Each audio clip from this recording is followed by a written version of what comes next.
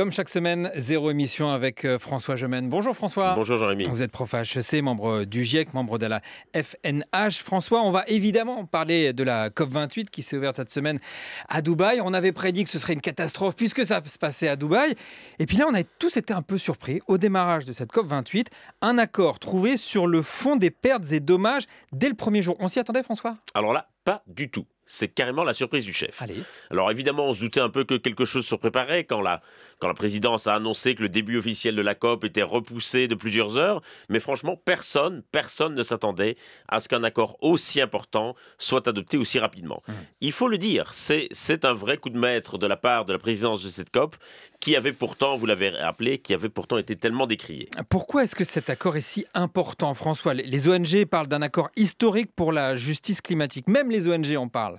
Alors cet accord, c'est vraiment la pierre angulaire de ce qu'on appelle la justice climatique, qui permet que les pays industrialisés reconnaissent leurs responsabilités dans les impacts du changement climatique que subissent les pays du Sud, des pays dont la responsabilité dans le changement climatique est évidemment négligeable.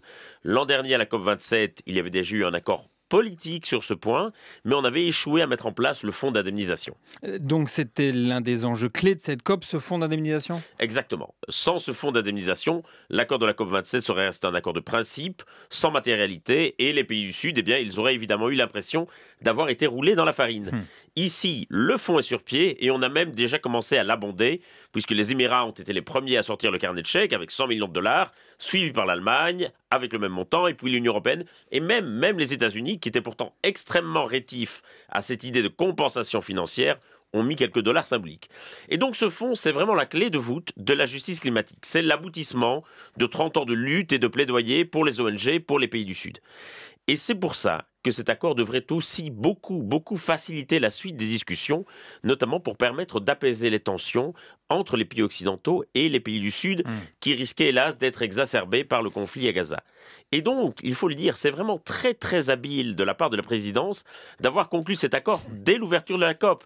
D'habitude, c'est plutôt dans les derniers jours, voire dans les dernières heures de la COP qu'on conclut ce genre d'accord. Et donc, vraiment, diplomatiquement ici, c'est un coup de main. Mais alors justement, est-ce qu'on n'oublie pas un peu que c'est aussi un enjeu diplomatique majeur pour les Émirats arabes unis, cette COP ? Ah ben évidemment, pour eux, c'est un enjeu majeur. Et c'est sans doute aussi comme ça qu'il faut lire le discours d'ouverture très volontariste du président Al-Jaber, qui lui aussi a surpris beaucoup d'observateurs. Pourquoi ça, François ? Parce qu'il a insisté sur le besoin d'inclure la responsabilité des énergies fossiles dans la déclaration finale de la conférence. Ça, c'était un enjeu vraiment important. C'est l'autre gros enjeu de cette COP. Ouais. Et là aussi, sur cet enjeu, il a pris tout le monde de court, parce qu'on s'attendait évidemment plutôt à ce qu'il essaye de noyer le poisson des énergies fossiles, en insistant sur d'autres sujets, sur les investissements dans les énergies renouvelables, par exemple. On ne s'attendait pas trop, il faut dire, à ce que le PDG d'une compagnie pétrolière monte au créneau sur la responsabilité des énergies fossiles dans le changement climatique. Non mais attendez, vous êtes en train de me dire que le sultan Ahmed Al-Jaber, qui est le PDG de l'Abu Dhabi National Oil Company, est en train de devenir le héros des ONG ? Je vous dis ça, au cas où Patrick Pouyanné nous écouterait ce matin, Jérémy, tout est possible qu'il le sache. Il nous écoute, évidemment. Donc, plus sérieusement, évitons bien sûr de vendre la peau de l'ours et de crier victoire trop vite, mais il est certain que c'est une COP qui démarre de la meilleure manière possible et que la présidence émirienne semble avoir à cœur de faire taire les critiques qui lui avaient été adressées ces dernières semaines. Est-ce que vous pensez qu'ils ont été touchés par les critiques ? Sincèrement, je ne suis pas sûr. On leur donne souvent en France une importance qui ne correspond pas à leur poids réel et les COP sont organisées selon un principe de rotation géographique et donc il est parfaitement logique que ce soit le tour d'un pays du Moyen-Orient à intervalles réguliers.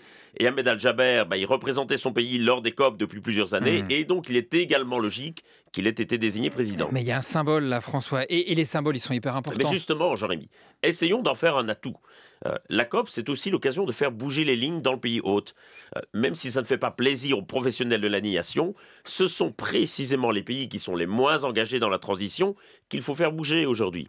Si on veut sortir des énergies fossiles, on doit agir sur la demande, et donc avec les pays consommateurs de pétrole, mais aussi sur l'offre, et donc avec les pays producteurs.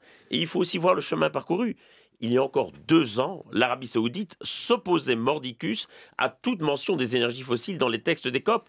Et là, on va discuter carrément de la sortie des énergies fossiles. Et discuter, c'est une chose, mais vous pensez qu'on parviendra à acter la fin du fossile ? Alors on verra. Ce qui est certain, c'est qu'il y aura évidemment de grosses réticences, qu'il y aura du greenwashing, qu'il y aura du lobbying, mais on n'est pas à l'abri d'une bonne surprise. Allez, ça fait quand même des bonnes nouvelles ce matin, pourvu que ça dure. On vous retrouve, François Gemène, pour Zéro Émission. La semaine prochaine, vous serez en direct de Dubaï. On verra évidemment avec vous comment ça avance. Avec Merci plaisir. beaucoup.